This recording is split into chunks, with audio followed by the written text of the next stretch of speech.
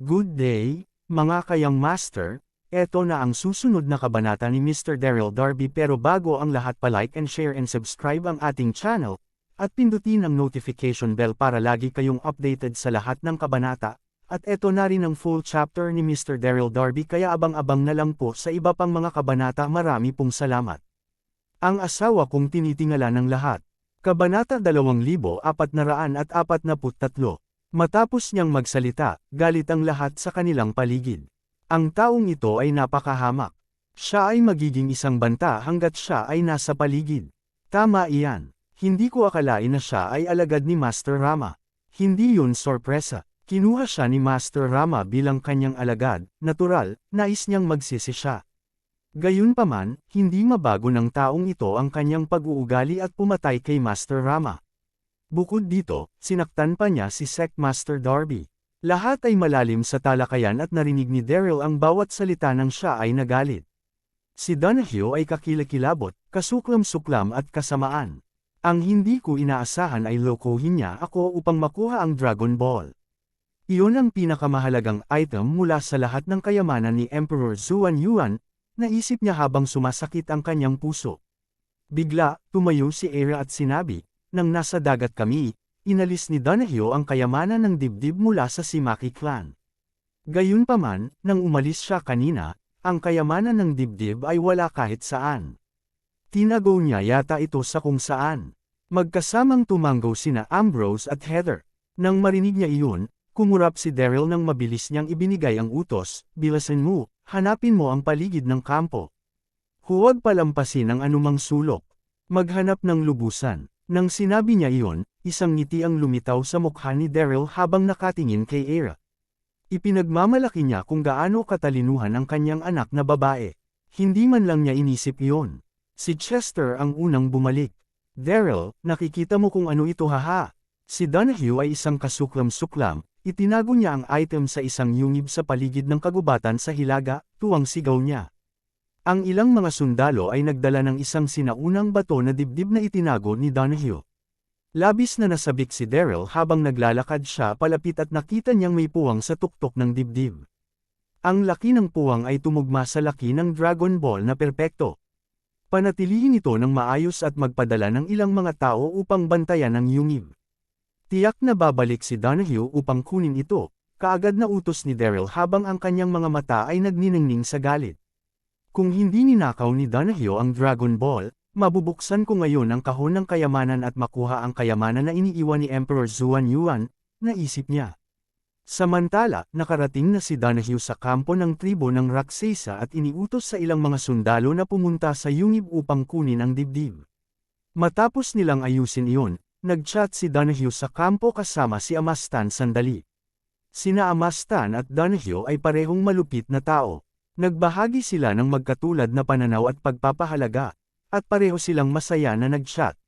Sa sandaling iyon, isang ngiti ang lumitaw sa mukha ni Amastan habang sinabi niya kay Donahue, haha. Sumali ka lang sa tribo ng Raksasa. Ngunit, wala akong regalo para sa iyo. Mayroon akong dalawang magagandang babae sa kampo. Ipapadala ko sila sa iyong kampo. Huwag kang mahiya, haha. Tama iyon, si Amastan ay tumutukoy kina Deborah at Chantel. Bagaman ang mga kababaihan ay maganda, hindi sila banggitin kung ihinahambing sa kanyang pangitain upang sakupin ang mundo. Hanggat natalo niya ang engranding hukbo ng 9 na kontinente, makakakuha siya ng lahat ng mga uri ng 9 na mga kontinente na kababaihan. Dalawang ginang kumunat ang noo ni Donahue, ngunit nakangiting tumango. Salamat, kagalang-galang na anak. Makalipas ang ilang minuto, bumalik si Donahue sa kanyang kampo at natigilan nang makita ang nasa harapan niya. Ito ay sila naisip niya nakita niya ang dalawang kaakit-akit na figure na nakatali sa kampo, na mukhang kaakit-akit. Sina Deborah at Chantel iyon. Kabanata 2444. Sa sandaling iyon, natigilan si Donahue. Kasabay nito, tinitingnan niya sina Deborah at Chantel. Matapos ang pagtitig sa kanila ng higit sa 10 segundo, nabawi niya ang kanyang saloobin at ngiti ang lumitaw sa kanyang mukha. Haha, ito ang kapalaran. Hindi ko nais, na pagkatapos ng hindi masyadong pagtatagpo, ang dalawang babaeng ito ay mapupunta sa aking mga kamay, naisip niya. Deborah, senior sister, Dahan-daang lumakad si Donahue at umupo sa leather carpet. Paano hindi inaasahan nagkita ulit tayong tatlo? Na-miss mo ba ako nang marinig nila iyon? Kapwa sina Deborah at Chantel ay walang sinabi. Masyado silang nabigla, ngunit sa parehong oras, natatakot din sila. Donahue ito akala nila, nang ipaalam sa kanila ng mga mandirigma ng Raksesa na nais ni Amastan na ipakita sila sa isang tao, inisip ni Deborah na ang ibig niyang sabihin ay isang tao mula sa tribo ng Raksesa. Hindi niya inaasahan na ang taong iyon ay magiging si Donahue. Sa oras na iyon, malinaw na ibang-iba ang hitsura ng Donahue kaysa dati. Nang wala ang kanyang buhok at may peklat sa ulo, para siyang monghe. Gayunpaman, wala siyang aura ng isang monghe. Sa kaibahan, talagang lumihis siya, at ang kanyang tingin ay mas nakakatakot kaysa dati. Paano magiging ganon mula kailan-kailan naging isang monghe si Donahue at isang mahalagang panauhin ng tribo ng Raksesa? Kahit na si Amastan ay magalang sa kanya at iniharap kaming pareho sa kanya, napaisip si Deborah. Mas maaga nang pinagtripan ni Rama si Donahue, hinayaan niyang umalis sina Chantel at Deborah. Tulad nito, hindi alam ni Deborah at Chantel na pinilit niya si Donahue na maging alagad niya. Sa wakas, tinipon ni Deborah ang kanyang saloobin at pinandilatan si Donahue. Nag-aalala siya at galit na galit. Bakit ka naging mahirap sa tribo ng Raksesa? Donahue ay isang kasuklam-suklam na tao.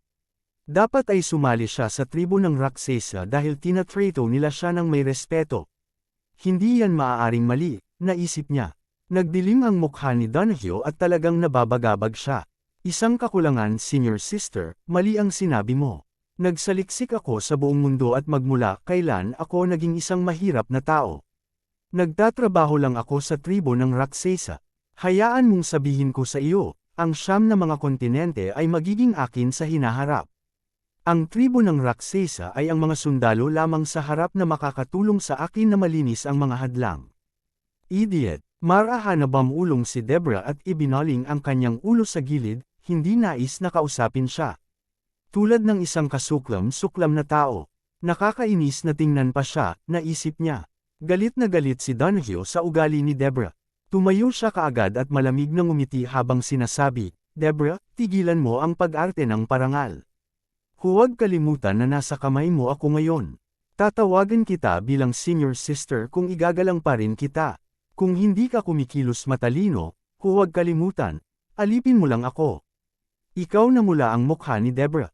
Gusto niyang lumaban ngunit wala siyang masabi rito. Tumawa si Donahue at patuloy na pinahiya siya.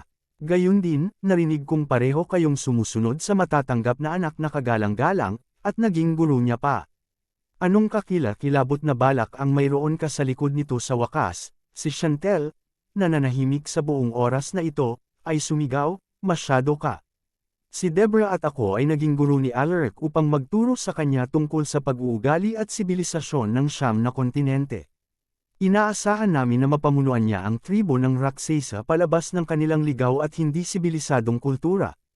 Hindi ito marumi tulad ng iniisip mo. Kabanata 2445. Talagang nagalit si Donahue, ngunit nagbigay ng isang malamig na ngisi at sumagot, hindi mo kailangang ipaliwanag. Alam ng buong tribo ng Raksesa ang tungkol dito. Pareho kayong nagnanais na maging kababaihan ni Alaric, ngunit namatay siyang bata pa. Agad siyang ginambala ni Deborah at galit na sinabi, pinatay siya ni Amastan. Pinatay ni Amastan ang kanyang kapatid upang maalis ang kanyang kapangyarihan at posisyon. Iyon ang pinakadakilang kasalanan, at hindi ito papayagan ng mundo. Donahue, pakawalan mo kami kung mayroon ka pa ring konsensya, at labanan ang tribo ng Raksesa kasama ang 9 na kontinente. Pagkatapos niyang magsalita, tumanggo si Chantel at sinabi, tama iyan. Donahue, naniniwala akong hindi ka totoong masama. Naging sino ka ngayon dahil sa iba't ibang mga pangyayari. Ikaw, gayunpaman, bago siya matapos sa pagsasalita, ginambala siya ni Donahue. Ang mga mata ni Donahue ay malupit at malamig. Manahimik ka, mula ngayon pasulong, kayo ay magiging alipin ko. Gagawin mo ang anumang ipagawa ko sa iyo. Kung hindi man, huwag mo akong sisihin sa pagiging malupit ko. Sinuri niya sina Deborah at Chantel ng isang masamang ngisi ang lumitaw sa kanyang mukha. Ang kanyang titig ay nakaramdam ng pakiramdam na hindi komportable si Deborah at nais niyang magpumiglas ngunit ang mga kamay at binti ay nakatali. Hindi siya makagalaw. Donahue, huwag kalimutan, ako ang iyong senior sister, hindi mapigil ang sabihin ni Deborah. Ang kasuklam-suklam na taong ito ay nakatingin sa akin. Paano ko maipagtatanggol ang aking kadalisayan kung ako ay nasa kamay na niya ngayon, naisip niya. Hindi pa alam ni Deborah na nag-aalala siya ng sobra. Si Donahue ay nakastraight at posible na panggahasa siya nito.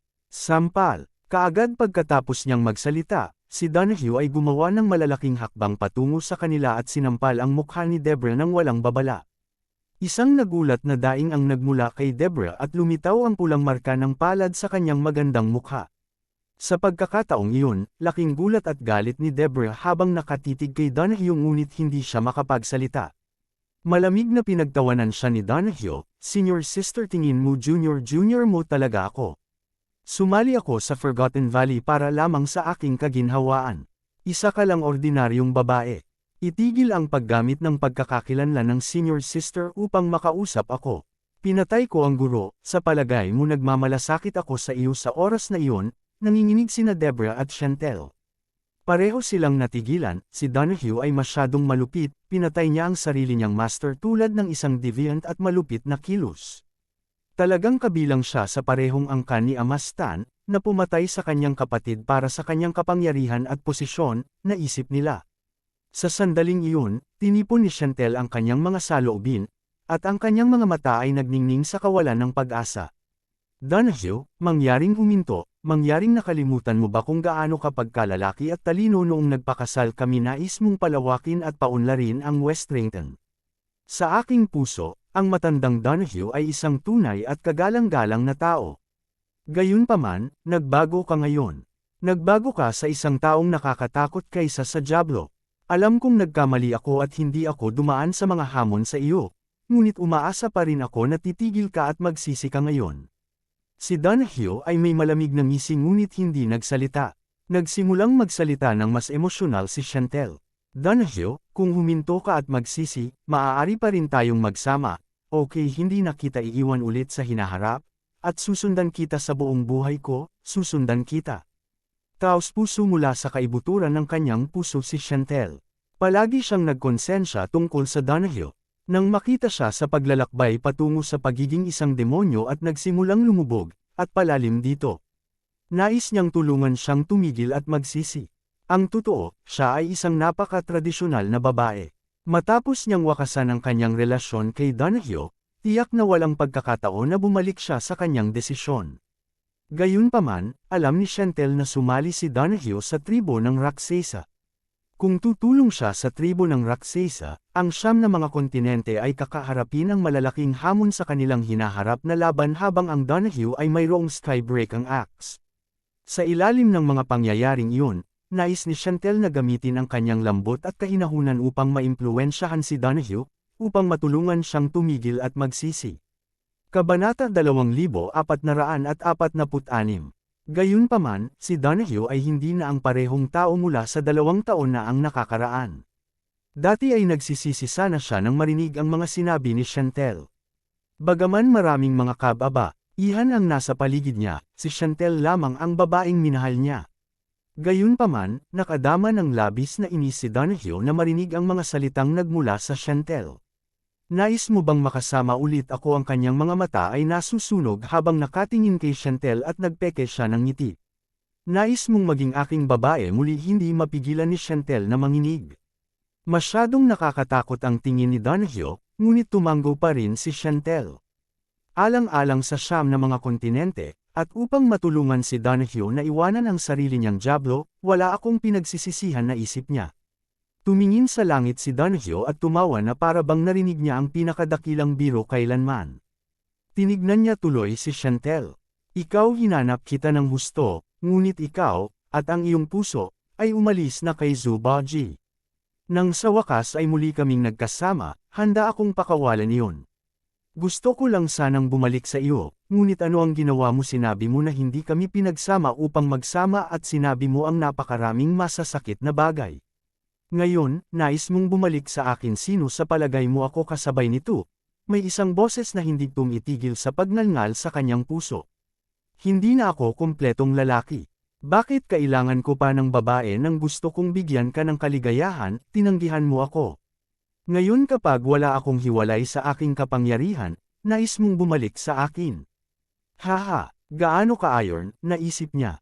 Nabigla si Chantel sa kanyang titig habang kinakagat ang labi at marahang sinabi, Donahue, tigilan mo na iyan. Sinasabi ko sa iyo ang totoo, mahal parent kita. Sa sandaling iyon, nag-alala si Deborah habang sumisigaw, Chantel, anong nangyayari sa iyo, nais mo pa ring bumalik sa isang kasuklam-suklam na lalaking tulad niya para silang magkakapatid. Nang makita niyang nais ni Chantel na bumalik sa panig ni Donahue, nag-alala siya at hindi maintindihan kung bakit gagawin iyon ni Chantel. Hindi pinansin ni Chantel si Deborah. Sa sumunod na segundo, tinitigan ng mabuti ni Chantel si Donahue at nagpatuloy sa pagsasalita, magsama-sama ulit tayo. Mananatili ako rito sa iyo, at pakakawalan mo si Deborah. Pakiusap nang sinabi niya iyon, ang mga mata ni Chantel ay napuno ng pagkawalang pag-asa. Nais niyang magsisi si Donahue, ngunit nais niyang makatakas pa si Deborah sa mapanganib na lugar na ito. Ngumiti si Donahue at lumapit sa kanya. Ginamit niya ang kanyang kamay at itinaas ang baba ni Chantel habang ngumisi siya ng masama at sinabing, mabuti. Dahil mahal na mahal mo ako, ibigay mo ang buhay mo sa akin. Nang matapos siyang magsalita, hindi niya inaasahan na tumama sa dibdib ni Chantel. Bang! Angal ni Chantel sa sakit habang nanginginig at sumusuka ng dugo. Nakatitig siya kay Donahue sa gulat at takot. Donahue, ikaw galit ka talaga sa akin, mahinang sabi niya. Sa kanyang huling salita, nahulog niya ang kanyang ulo at hininga ang kanyang huling hininga. Ang pinakamay talento na babae sa Westrington ay namatay lamang. Nang makita niyang tumigil sa paghinga si Chantel, mukhang malungkot at nawala si Donahue, ngunit ang paningin niya ay naging madilim at malamig agad. Maput, hindi kita kinamumuhian ko lang ang sarili ko, iniisip niya. Kabanata 2447. Si Deborah ay natigilan ng higit sa 10 segundo bago siya sumigaw, Chantel. Tumulo ang luha sa mukha niya sa isang iglap lang ng isang mata. Sa nagdaang 2 taon, sina Deborah at Chantel ay parang magkakapatid. Nagtulungan at sumuporta sila sa isa't isa. Marami silang pinagdaanan na hamon na magkakasama, lalo na sa panahon na kasama nila ang tribo ng Raksasa. Ang kanilang buhay ay nakasalalay sa bawat isa. Nang makita niya si Donahue na pumatay kay Chantel ng malupit, galit na galit at nasalanta si Deborah. Ang puso niya ay nabasag. Sigaw ni Deborah habang umiiyak, Donahue, bastard ka. Ikaw na hayop, demonyo, ikaw ay isang hayop sa balat ng tao. Mahal na mahal kita ni Chantel at nais na muling makasama, ngunit pinatay mo siya. Lalaki ka pa ba? Isang matinding puot ang nasusunog sa puso ni Deborah. Gusto niyang gupitan ang Donahue ng 1,000 beses at i-chop siya ng 10,000 beses. Kung maaari mong patayin ang mga tao sa isang hitsura, si Donahue ay namatay ng 100,000 beses na. Sampal, si Donahue ay mukhang mabangis at kasamaan habang itinaas ang kanyang kamay at sinampal si Deborah. Manahimik ka, kung patuloy mo akong pagagalitan, tatawag ako ng ilang sundalong Raksasa upang bigyan ka ng pakikitungo. Nang marinig iyon, nanginginig ang katawan ni Deborah. Natigil siya agad sa pagagalitan. Gayunpaman, nakatingin pa rin siya kay Donahue ng mga mata na puno ng puot. Tinamad na magsalita si Donahue at tumalikod na para umalis. Ilang sandali mula nang ipadala niya ang mga mandirigma sa tribo ng Raksasa upang hanapin ang dibdib. Dapat sana ay bumalik sila dala ang kayamanan ng dibdib. Makalipas ang ilang minuto, si Donahue ay tumayo sa pangunahing kampo, na mukhang galit. Ang kanyang buong katawan ay naglalabas ng isang nakamamatay na aura. Ang mga mandirigma ng tribo ng Raksasa ay naramdaman na mali, ngunit nanggatakot ng sabay. Hinawakan ni Donahue ang pinuno ng mga mandirigma sa kanyang kwelyo at malamig na sinabi, ano ang ibig mong sabihin na wala na ang bato na dibdib sa yungib? Tumango ang pinuno ng mandirigma. Oo, wala sa loob pagdating namin. Ang mga sundalo ng Siyam na kontinente ay dumating at tinataka ng buong yungib. Tinulak siya ni Donahue nang hindi hinayaan na matapos siya sa pagsasalita at hinampas ang mesa.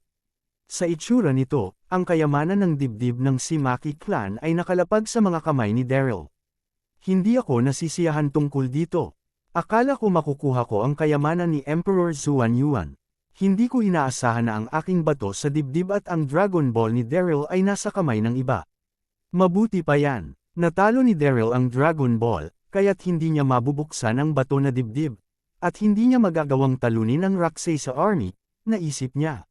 Bigla, isang malakas na tawa ang nagmula sa labas at sumunod na naglakad si Amastan. Ngumiti siya at kaagad na nagsalita kay Donahue, Deputy Command-in-Chief, bakit ka umalis kaagad? Iginawad ko sa iyo ang dalawang magagandang babae mula sa siyam na kontinente. Paano ito napunta? Buntong hininga.